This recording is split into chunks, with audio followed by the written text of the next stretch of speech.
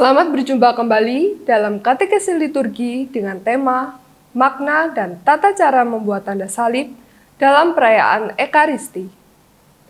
Saudara-saudari yang terkasih dalam Kristus, tanda salib adalah salah satu tanda iman yang paling dikenal dalam Gereja Katolik. Melalui tanda salib, kita mengungkapkan iman kepada Allah Tritunggal, Bapa, Putra, dan Roh Kudus. Namun, dalam perayaan Ekaristi, Gereja sebenarnya mengatur dengan sederhana kapan umat membuat tanda salib bersama-sama. Dalam Misa Kudus, umat membuat tanda salib besar bersama imam sebanyak 2 kali. Pertama, saat pembukaan Misa, ketika imam berkata dalam nama Bapa dan Putra dan Roh Kudus.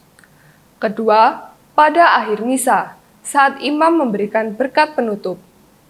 Selain itu, umat juga membuat 3 tanda salib kecil di dahi, bibir, dan dada pada awal bacaan Injil. Tanda ini menjadi doa agar sabda Tuhan ada dalam pikiran, diwartakan melalui mulut, dan tinggal di dalam hati kita. Sembari membuat tanda salib kecil di dahi, umat berkata dalam hati, "Sabdamu kupahami dengan pikiranku." Tanda salib di bibir, sabdamu kuwartakan dengan mulutku. Dan tanda salib di dada, sabdamu kusimpan dalam hatiku. Di luar itu, umat memang dapat membuat tanda salib secara pribadi. Misalnya ketika datang ke gereja, saat berdoa pribadi, atau ketika meninggalkan gereja. Namun, selama perayaan Ekaristi berlangsung, sebenarnya tidak perlu terus-menerus membuat tanda salib untuk setiap doa pribadi. Karena seluruh misa sendiri sudah merupakan satu doa agung gereja. Bagaimana dengan sebelum atau sesudah menerima komuni kudus? Dalam tradisi Gereja Katolik Ritus Romawi, umat tidak diwajibkan membuat tanda salib sebelum menerima tubuh Kristus.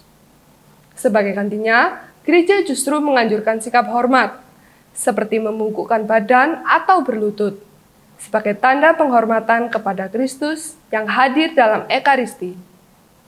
Ada pula umat yang mencium ibu jari setelah membuat tanda salib, atau melanjutkannya dengan 3 tanda salib kecil. Hal-hal seperti ini merupakan bentuk devosi pribadi yang boleh dilakukan, tapi sebenarnya tidak diwajibkan oleh gereja.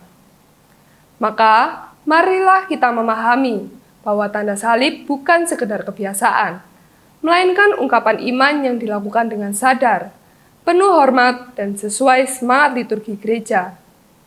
Amin. Demikian katekesi liturgi, selamat mengikuti Ekaristi, berkah dalam.